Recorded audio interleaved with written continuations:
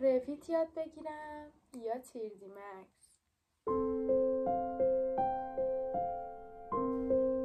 سلام، من نیوشام. به کانال من خیلی خوش اومدید. قبل از اینکه انتهای این ویدیو رو ببینید لایک و سابسکرایب یادتون نره.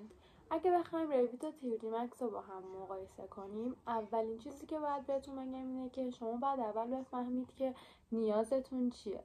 اصلا برای چی میخواید یاد بگیرید؟ هدفتون مدل سازیه یا اینکه میخواید برای کار مهندسی ازش استفاده کنید؟ توی این ویدیو خیلی ساده و کاربردی بهت میگم که هر کدوم برای چی ساخته شدن و کدوم برای مسیر شغلیت بهتر. رویت یه نرم افزار بیم هستش و همه چیز توش دقیق، پارامتریک و قابل کنترله. پلان، نما، دیتیل ها، برش همشون به صورت خودکار آپدیت میشن. پس اگه دنبال کار توی دفاتر معماری و شرکت‌های معماری هستی، رویت برای تو پایه کارت محسوب میشه.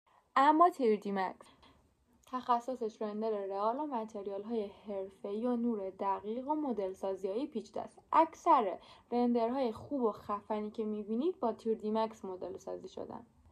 رویت برای پلان و نقشه و اجرای واقعیه.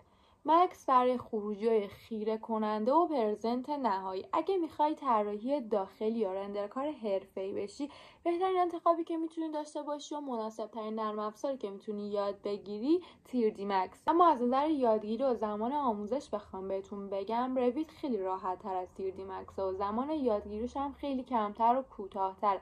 حتی اگه شما اتوکد رو بلد باشید، یادگیری رویت برای شما خیلی آسان‌تره، چون نوار ابزارهای اتوکد خیلی شبیه رویته، اما رویت پیشرفته تر از اونه. ولی تیردی مکس یه دنیای کاملا متفاوته و هیچ شباهتی به این دوتا نداره و شما خیلی پیچیده تر و سخت‌تر میتونید یاد بگیرید و زمان خیلی بیشتری باید براش صرف کنید تا بتونید رندر خیلی قوی و حرفه‌ای براش بگیرید. این نکته قابل اهمیتی که رویت داره اینه که شما هر چیزی که مربوط به کار مهندسی هست رو میتونید با رویت انجام بدید.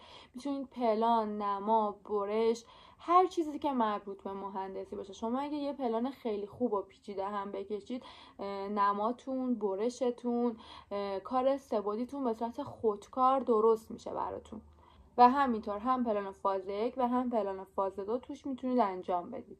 اگه از این مدل مقایسه ها دوست داری یا میخوای راجع به نرم افزارها بیشتر بدونی، حتما کانال من رو سابسکرایب کن تا ویدیوهای بعدی رو از دست ندی و همینطور توی کامنت ها بهم بگو دوست داری کدوم نرم افزار رو تو ویدیو بعدی بررسیش کنم.